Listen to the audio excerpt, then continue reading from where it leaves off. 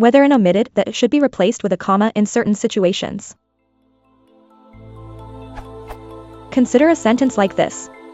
I'm just letting you know that the meeting is at 6 tonight. It would be pretty common to omit that in this sentence. I'm just letting you know the meeting is at 6 tonight. It has come to my attention that some people think that this manipulation requires the introduction of a comma, like so.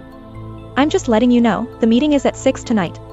My intuition suggests the comma is not necessary and may even be incorrect according to some obscure rule of thumb, but I don't really know. What are the thoughts on this?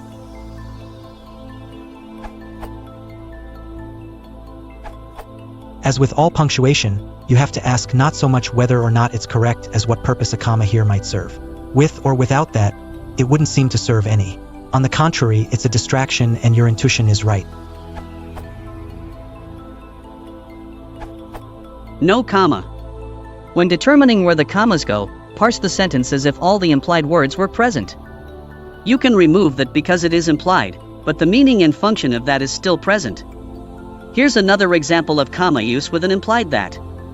He discovered he was hungry and the fridge was empty.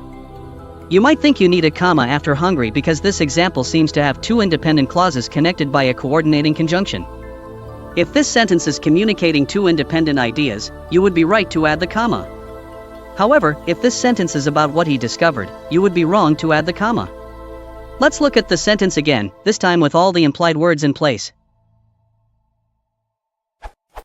He discovered that he was hungry and that the fridge was empty. As you can see, this sentence is now about discovering two things. The subject and verb are he discovered, resulting in one independent clause expressing one idea. What's the point here?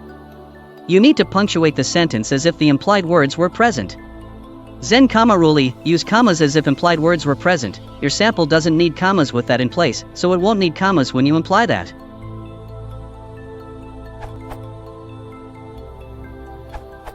I think that, like many punctuation errors, this happens because the writer isn't clear about exactly what is meant. The phrase without a comma would, as you say, be fine.